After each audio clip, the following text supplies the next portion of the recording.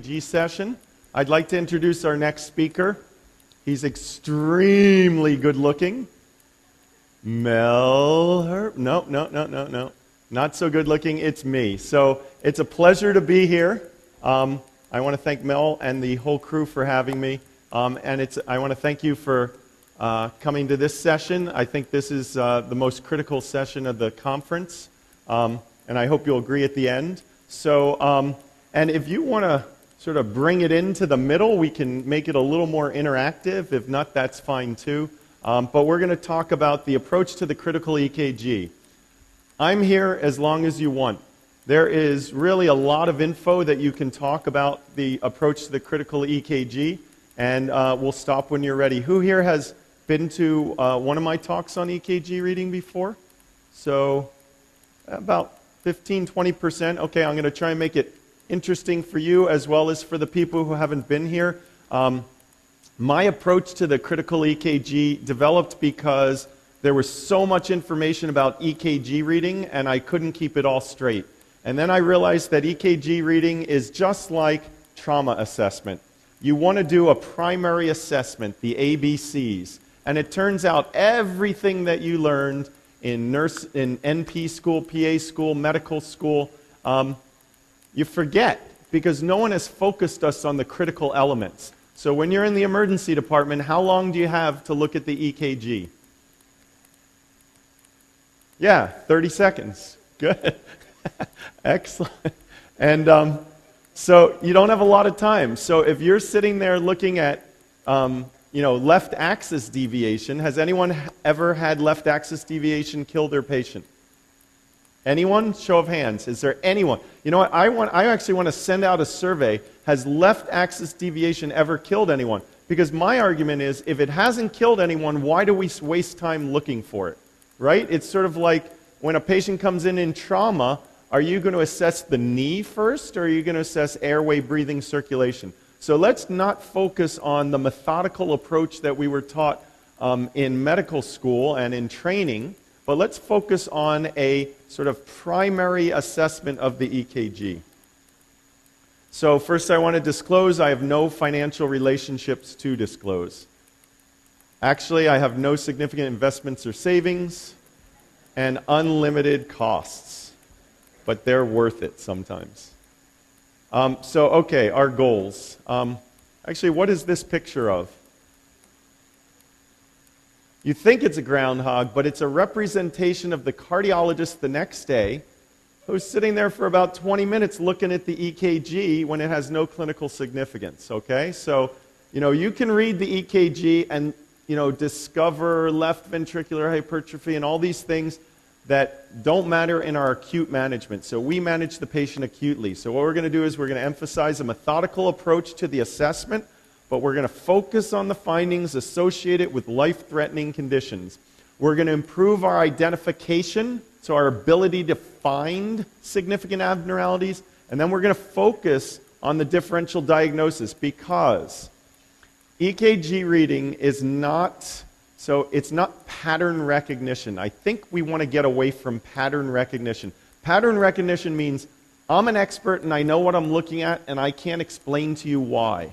That's pattern recognition. I think you should be able to break down significant findings and point out what you're looking for and then what helps you move one way or another to the diagnoses. Now, again, EKG reading is not a yes-no answer. It's I have high suspicion that this finding is associated with this condition or low suspicion. So what increases our suspicion of a certain diagnosis for a given finding? Okay, so we're going to review some background. We're going to go through an algorithm for diagnosis of arrhythmia, and then we're going to go through an algorithm for diagnosis of acute coronary syndrome, MI and ischemia.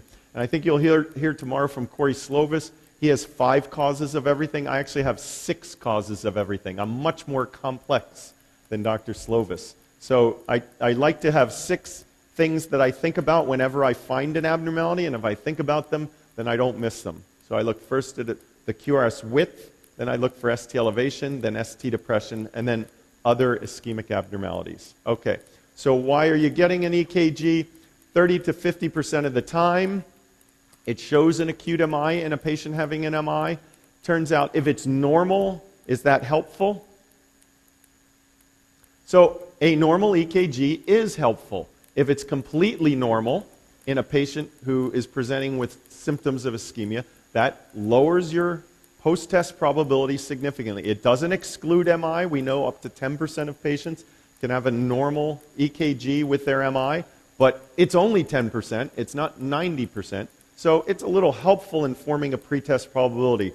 The people who use it wrong is, I have an elephant sitting on my chest, they're diaphoretic, the pain radiates into their left arm, they have diabetes, hypertension, and their smoking history, their EKG is normal at the moment, and you say, you know what, it's all in your head, I'll see you tomorrow. So clearly, you're not going to do that. You're going to use it in context. It does lower your probability somewhat. Okay. What I want to talk about just a little bit is the diagnostic value of the EKG. So people say, does the EKG show an infarct? Well, it's not a yes or no thing. It's not a yes or no question. There's basically degrees of suspicion. So the more suspicious it is, the more diagnostic it is for ischemia or infarct. So in a large study that looked at a group of patients who were presenting with ischemia, they looked at the different findings of EKG abnormalities. T-wave inversions, when the investigators thought that this patient was probably having symptoms consistent with an infarct, they had T-wave inversions, about a third ruled in. So T-wave inversions are helpful. They are, they make you suspicious that that patient's ischemic, but they're not completely diagnostic, as you've just seen in your everyday practice. ST depression, about half rule in.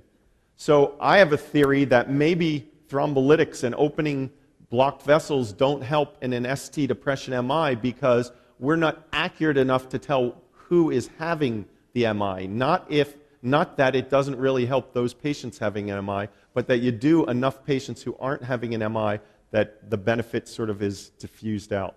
ST elevation, 80%. But isn't that a little scary? 80% of patients with ST elevation MI, only 80% ruled in. Has anyone else seen this? Does anyone else send patients to the cath lab or give thrombolytics and ST elevation and they don't all rule in? I think that's ignored. ST elevation is not 100%. Here, it's about 80%. If you're even more ischemic, ST elevation with reciprocal changes, still not 100%, but it's 90%. So just to think about the diagnostic value of the EKG, the more ischemic it is, the more diagnostically certain it is. That's separate from the prognosis. So if you are having an infarct and you've got T-wave inversions, I guess one way to think of it is the infarct is not as significant, it's not as much wall involved, and the 30-day death or reinfarct rate is 5%. So you get more findings, ST depression, 10%. As you go to ST elevation with depression, it's 12.5%. So one is, does the EKG help you identify an infarct? And two, does it predict adverse events if you're having an infarct? And what you should recognize is the difference between the adverse events aren't that great. So the prognostic value of the EKG is not that great. What's more important is the patient having infarct or not? That's what you're trying to identify, not what is the prognostic result once you've identified the patient with infarct. Because 5.5% isn't that different than 12%. 32% is a lot different than 90%. Okay. So here's another slide just to illustrate that, the prognostic value of EKG and MI. If you're having an MI and your EKG is normal, there's still a 20% risk of death or life-threatening events. If the EKG is diagnostic, sure it goes up, but it's not that much higher, 35%. So the point is, try not to have the MI. Lesson: an ischemic EKG significantly increases the likelihood of both ACS and then somewhat increases the risk of adverse outcomes. So, all right, I told you we're going to do a little review. So we're going to review here. I want this to be a little bit interactive. So P wave represents atrial depolarization. QRS represents ventricular depolarization. You guys sound bored. You just tired?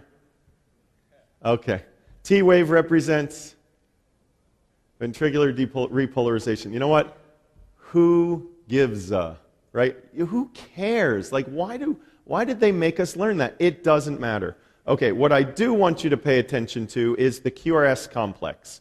Okay, so the QRS complex, I want you to pay attention to the terminal portion of the QRS, because that terminal portion is going to come back to help you interpret EKGs. And you know what? This doesn't make pathophysiologic significance in any way that I can tell, but I will tell you that when I read EKGs, I look at the terminal portion of the QRS, and I'll tell you why in a little bit. Okay, so let's just make sure we're all on the same page. Is the terminal portion of this QRS positive or negative? Negative. Good. Anybody know where I got this drawing from? Frank Netter. This is a Frank Netter drawing, actually, but he was on his deathbed, so it wasn't quite that good. Okay, terminal portion of the QRS here. Positive. Good. So I just want to review, just so everyone's on the same page. You have an R wave, an S wave, and then an R prime. So the terminal portion of this QRS is the R wave, it's positive. And then this terminal portion, so the terminal portion is negative because the whole thing is negative. So this is a QS. So I'm not talking about which way the line is tracing. I'm talking about, is it positive or negative from the baseline? So the whole thing's negative, so the terminal portion's negative. Okay, so terminal portion QRS. Okay, and then the only other background information I think you need to know is just a little bit about how things depolarize. And again, this is something that I don't think you should remember. Remember the terminal portion of the QRS, but I'm going to explain this to you so it makes sense. I don't think it's that critical to remember. You might find it's critical, but see what you think. Okay, so you depolarize sinus node to the AV node. So that's here. So here's my sinus node, and it's depolarizing to the AV node, down kind of like this. Okay? And then your septum depolarizes, and then I like to think about your whole ventricle just depolarizing. Okay, so who remembers which way the septum depolarizes? Left to right. Okay, so that's a problem because you really shouldn't remember that. That's another piece of useless information you have in your head, but I'm impressed. Okay, yes. So septum depolarizes left to right, and is that a large amount of myocardium or a small amount? Small amount. Okay, so you should expect a small deflection, and if it is facing, so if it's in V1 over here, so it's facing the depolarization, it's going to be positive. If it's opposite the depolarization, it's going to be negative. Then you get a large depolarization of the ventricle wall, which does the squeezing right to left. So let's just take a look at how this looks. Okay, I've got my anterior leads. Actually, these are my anterior and septal leads, right? And even a little bit on the right. So right side of my heart, right here is V1, V2. AVL, V5, and V6 is the left side of my heart. So let's just see what happens when we get that small depolarization. You get a small R wave in V1 and V2 and a small Q wave in one AVL, V5, and V6. What do you think that small Q wave is called? This is your septal Q wave. Good, because it represents the small septum. Septal Q waves are normal. Okay? They're normal in lateral leads and occasionally even in the inferior leads. So what I would say is, instead of trying to remember where you're allowed to have small Q waves, just remember, if it's sort of on this side of the heart, which is all of your leads except the anterior ones, you can have small Q waves. They're less than a box wide, and they're less than a third of the height of the QRS. So those are septal Q waves. Those are perfectly normal. You may or you may not have them, but if you have them, that's normal. Okay, now the septum depolarized, and now your ventricle is going to depolarize with a large amount of muscle mass. So you're going to get, on the right side of your heart, V1 and V2, it's depolarizing away, and you get a large S wave. On the left side of your heart, you get a tall R wave. So a normal pattern in the lateral leads is a Q, small Q, big R wave. That's the normal pattern in the heart. And it can look exactly like that in the inferior leads depending on how your heart is tilted. Okay, so I don't try and calculate whether it should look like that, but if I see that pattern in the inferior leads, I'm like, okay, that's normal because they're kind of looking the same direction that the lateral wall is looking. Okay, so now let's just review the regional walls of the heart. I actually think that, why do we want to know if there's, why do you want to know your regional wall anatomy? Because you want to know which wall of the heart is involved, so you know which vessel is involved, which vessel is ischemic. That's what we're taught. I would say no, because I'm not snaking the catheter down that coronary artery, someone else is. So I don't really care which vessel's involved, but I do care that which wall has some implication into how I'm going to treat the patient and how they're going to respond. Okay, so important to remember, everyone remembers your lateral wall, 1, AVL, V5, and V6, inferior wall, 2, 3, and F, and anterior wall, V1 through V4. And for those who aren't familiar with this, I'd say it just pays to write the layout of the EKG the way it's laid out, 1, 2, 3, RLF, it spells relief, RLF, and then V1 through V6, and then just practice circling where those regional walls are. And the reason it matters is because if you have ST elevation in the inferior wall, and you give your patient a nitro and they drop their pressure, what's going on? Yes, they're having an RV infarct. So the vessel that supplies the inferior wall also supplies the right ventricle. You give your patient a nitro, the right ventricle supplies the volume to the left side. If it's not pumping, you've now dilated up, there's not enough volume getting to the left side, they're going to become hypotensive. What do you need to do for that patient? Volume, good. And how are they going to do when you give them volume? They're actually going to do pretty well. Like, what if you need to give them more volume? Can you hurt them?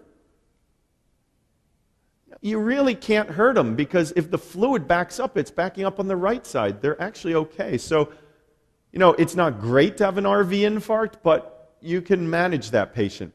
If you have anterior ST elevation, you give them a nitro.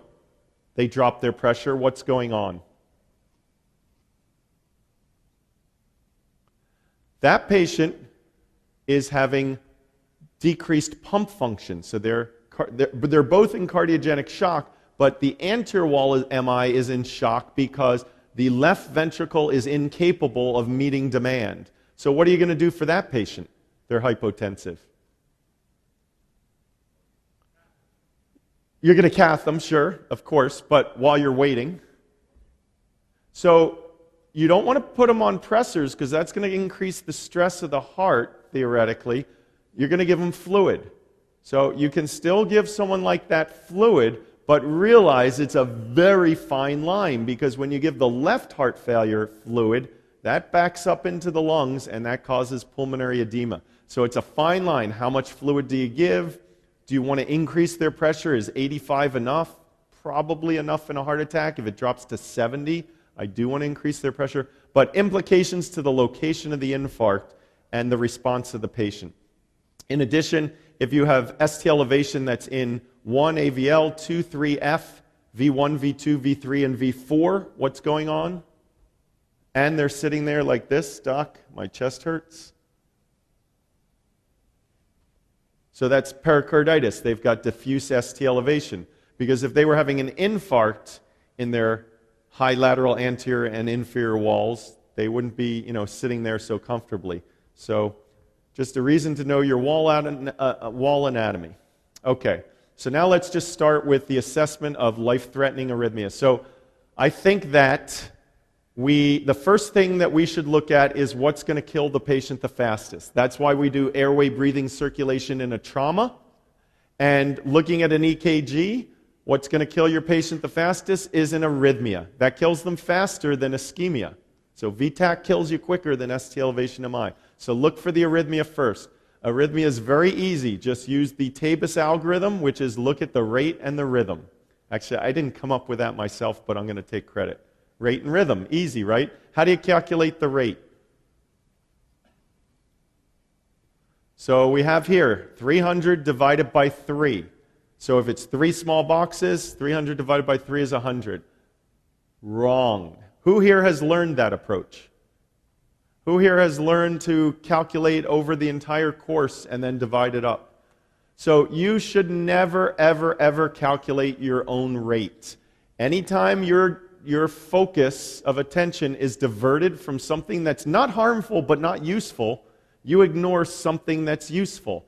You don't need to calculate the rate. It's recorded at the top of the EKG on the computer. Use the computer determination of your rate.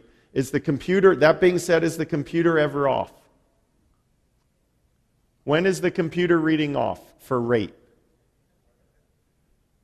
So actually, the computer reading is not incorrect in AFib. It's actually much more accurate than you are in AFib because it reads it over the entire tracing and then calculates it. So it's actually much more accurate for an irregular rhythm. I heard someone say it's inaccurate when it's tracking off the T wave. So if it's tracking both your QRS and your T wave, which can occur when? Hyperkalemia, so tall T waves, then it's inaccurate. But you should look at it and say, wow, that doesn't look like it's 150. It looks like 75. But recognize that's the one time. Or if your QRS is very small. So if your QRS is the same height as the T wave, then your monitor can double track or your EKG can double track. But otherwise, don't waste time calculating the rate. It's there. Anytime you waste calculating the rate, you're ignoring something important. Okay, and then how about rhythm? How do we determine whether it's sinus? So this one I do say to actually recognize how you determine it's sinus. And what we typically say is there's a QRS following every P wave. But I would say that's only half the story. What that means is if the P wave is generated, it's tracking through the AV node to generate a QRS. So that actually tells me your AV node is working, that there's a QRS following every P wave. It doesn't tell me that the P wave's coming from the sinus node. The way I know the P wave's coming from the sinus node is the P wave is upright in lead 2 and inverted in AVR. Okay? So, does everyone remember Einthoven's triangle? You guys all learned? You know, the circle with the vectors? Again, total waste of time. Now, if you wanted to take 5 steps, you could figure out that an upright P wave in lead 2 and an inverted P wave in lead AVR means that the direction of the sinus beat is going this way from the sinus node to the AV, but you'd have to be crazy. So basically, just remember, look at the P wave in lead 2 and it should be upright. Look at the P wave in AVR and it should be inverted. And if that's the case, it's sinus. Who here practices in an emergency department? Pretty much everyone. Anyone practice primarily in urgent care? So a few. And how about primary care setting? Any primary care? So we have a few primary care people, just to get sort of an idea of where people are practicing. All right. So the question is, what if it's not clearly sinus? So the P wave's not upright in 2 and inverted in AVR. So the most common reason would be, Wendy? I'm just asking Wendy because she's seen this talk before, so I'm hoping she learned. Okay, so abnormal limb lead placement. So the other possibilities are that you have an ectopic P wave coming from another focus, or a retrograde P wave coming from the AV node. All of those would mess up your axis. But by far the most common reason is limb lead misplacement. So I've seen maybe 50 times EKGs where the P wave axis is not normal, so it's not upright in 2 and flipped in AVR. Every time I hand them back, they check the leads and it comes back and it was limb lead misplacement. One time it came back and it was the same. So I went with the tech to the patient's room and checked the leads and they were correct, and it turns out that patient had an ectopic P wave. So, you know, occasionally that happens, but almost always it's limb lead misplacement. The next question you want to ask, if you can't tell what the rhythm is, say it's going too fast, you can't see your P waves, you don't know what's going on, you really want to ask, is it regular? Okay? Because if the rhythm is irregular, you know it's AFib. It's really, really helpful not to ask narrow or wide first, but regular or irregular, because irregular is atrial fibrillation. There are a few other things it could be. What else could it be? Yeah, so it could be in addition to atrial fibrillation, it could be multifocal atrial tachycardia. It could be variable block in atrial flutter, or it could just be a bunch of PVCs or PACs. But in general, if it's irregular, it's AFib. So it's not irregular, it's regular. Then you ask narrow or wide, okay? Because if it's narrow, what is it? Narrow regular tachycardia. We talked about it earlier. SVT is what we always think of, but remember there should be 3 things on your differential for a narrow regular tachycardia. So SVT, atrial flutter, and sinus tach. So sinus tach, that's obvious. You'd have to be a moron to miss that, right? No. So sinus tach is very easy to miss once you get to fast rates. And it gets all smushed together, and that P wave gets buried onto the end of the T wave. So at rates of about 150, sinus tach can really look like an SVT or a flutter, and it's very hard to tell the difference. And it's important because if you start to look at the end of the T wave for a positive deflection in lead, which lead? Is the P wave upright? In lead 2, and an inverted deflection at the end of the T wave in which lead? AVR, you can say, hey, I'm suspicious that this is sinus tach. And that's exactly what happened when I walked into a room and they were preparing to cardiovert a patient who had come from the nursing home with a heart rate of 150, a blood pressure of 80, with a narrow regular tachycardia. So narrow regular tachycardia, first question you ask, symptomatic or asymptomatic, blood pressure of 80, which are they? Symptomatic. Treatment, cardiovert. So they were getting ready to cardiovert, and actually we walked in, looked at the EKGs, and we saw what looked like a P wave sort of sandwiched onto the end of the T wave that was upright in 2 and inverted in AVR, and thought, wow, maybe this is sinus tach. Before we treat him, before you cardiovert him, what would you do? Good, you give fluids. We gave fluids, and the tachycardia came down to about 130, and then we could see that was sinus tach. Why does a patient from a nursing home, why does sinus tach cause hypotension? It's the other way, exactly. So hypotension causes the sinus tach. Why was the patient from the nursing home in sinus tach?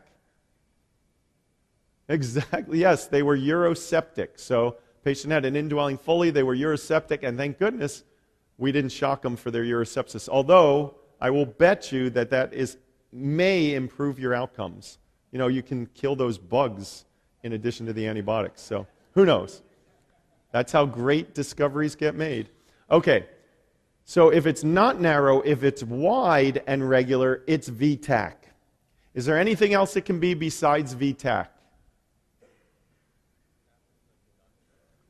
Yes, so it can be an SVT with conduction either down accessory pathway or down the AV node, but now you've got a bundle branch block there. But my point is, as emergency physicians, we should not be trying to make that distinction. A wide regular tachycardia is VTAC, period. And the reason is you can't tell the difference, and the studies show even the cardiologists can't tell the difference, and I guarantee you they can't. The electrophysiologists can. Cardiologists can't tell the difference. Emergency physicians, internists can't tell the difference. And if you treat for VTAC and it's an SVT, you're okay. You might improve it or you might have no effect. If you treat for SVT and try and block the AV node and it's VTAC, you can kill them. So just assume your wide regular tachycardia is VTAC. Okay, and then for the more advanced people, you see a junctional slow regular rhythm. It's junctional, right? No P waves, slow, regular.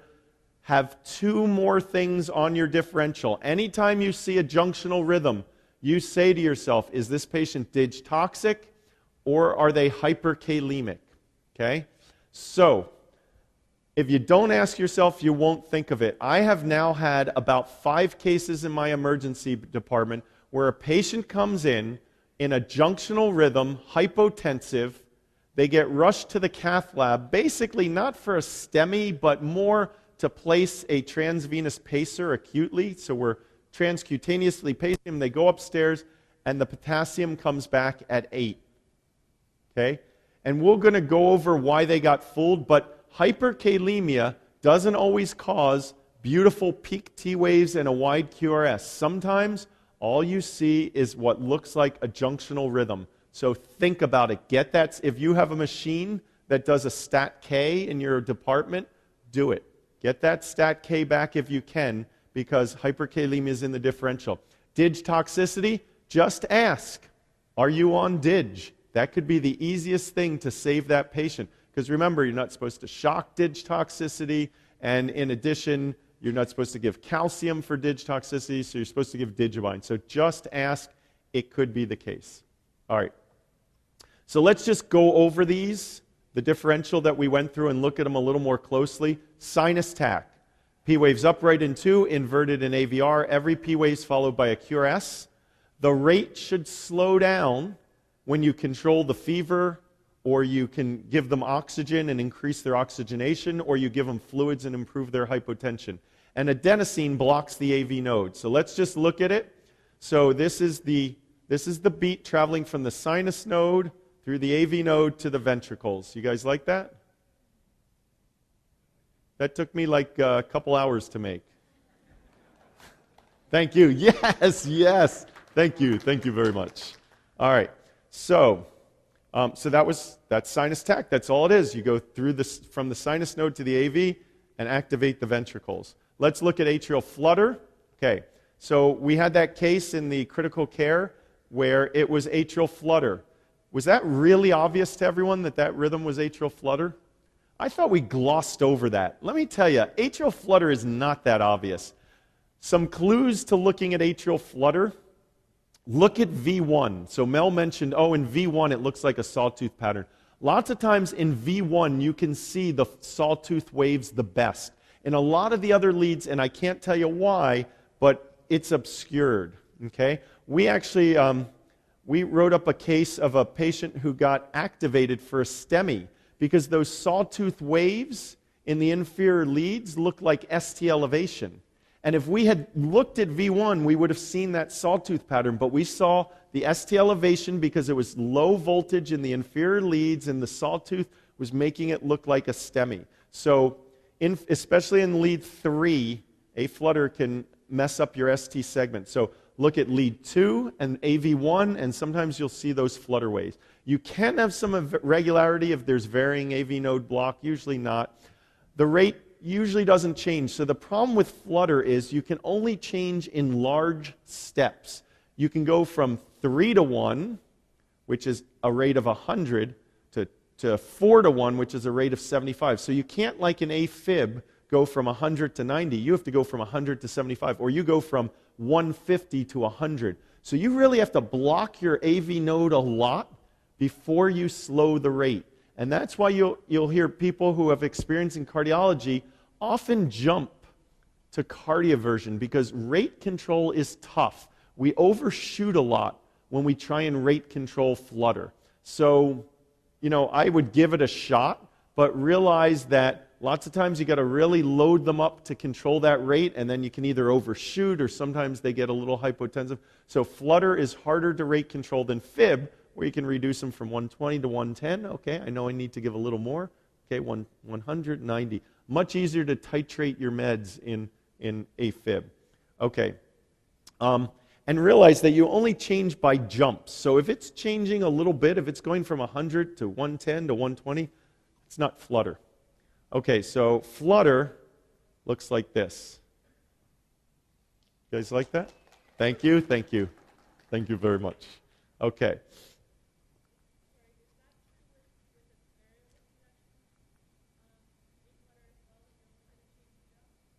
Yes, so the question is, if conduction is variable, that's a great question. So say there's some beats that are 3 to 1 and some beats that are 2 to 1 that you're only going to change in jumps. And actually what you can see happening is you can see it go into variable, but it doesn't usually stay variable, so it either goes to the 2 to 1 or 3 to 1. So, but you're right, it can slow a little more gradually when you go from gradually mostly 2 to 1 to mostly 3 to 1. It can be variable, but it's usually just in jumps. So, okay. And then SVT is the third narrow regular tachycardia. Now the key with SVT is the rate doesn't change. So if it's 150 and you give them some fluids and it goes to 130, that is not SVT, it's something else. SVT is a re-entry rhythm. So it's going at a single rate and it's going around and that rate doesn't change. If any portion of that loop changes its conduction rate, it stops. It's done. It's on, off. It's a light switch. It's either on or off. So the rate doesn't vary or change. When you give adenosine, what if you give adenosine and the rate stays at 150? Is that SVT? Yes, someone said that could be SVT. The reason is the adenosine has to work. If the adenosine works and slows down some beats, and then it goes up to 150, that's not SVT. But if there's no effect and it just continued at and it continued at 150 the whole time, then the adenosine had no effect. So it's sort of a trick question. If the adenosine has effect, it won't be SVT. It won't stay at 150. But if it stays at 150 because the adenosine didn't take effect, that could still be SVT, and you just got to give more. But adenosine shuts off SVT. If you block that AV node and you see evidence of blocking, then the SVT is over. It should go back to your underlying sinus rhythm. Okay, so let's just look. So this is SVT. So SVT is two things. It's going around within the AV node, okay, and then it's shooting off your QRS complexes. Okay? The other form of SVT is going around through the AV node. So SVT means it goes through the AV node, and it can be either completely within it, or it can be down an accessory pathway. So I have a question. This patient has an accessory pathway. They have a narrow, regular, fast tachycardia. Is it safe to block the AV node? They have an accessory pathway. Well, WPW has an accessory pathway. So I would argue the point is it's perfectly safe to block the AV node. Because what happens when you block the AV node here? The arrhythmia shuts off. There's no more arrhythmia. So you're not worried about an arrhythmia coming down the accessory pathway. SVT, it shuts off. So narrow, regular, you're safe. You don't have to worry whether there's an accessory pathway or whether it's within the AV node.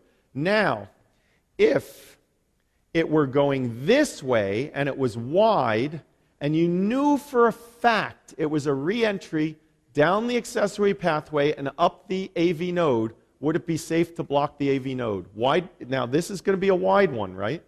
Would that be safe to block the AV node? And the answer is yes, because once you block that, it shuts off. The problem is you have no clue that this is what's going on. What you see is a wide, regular tachycardia, which could be this, but what did we say the diagnosis is?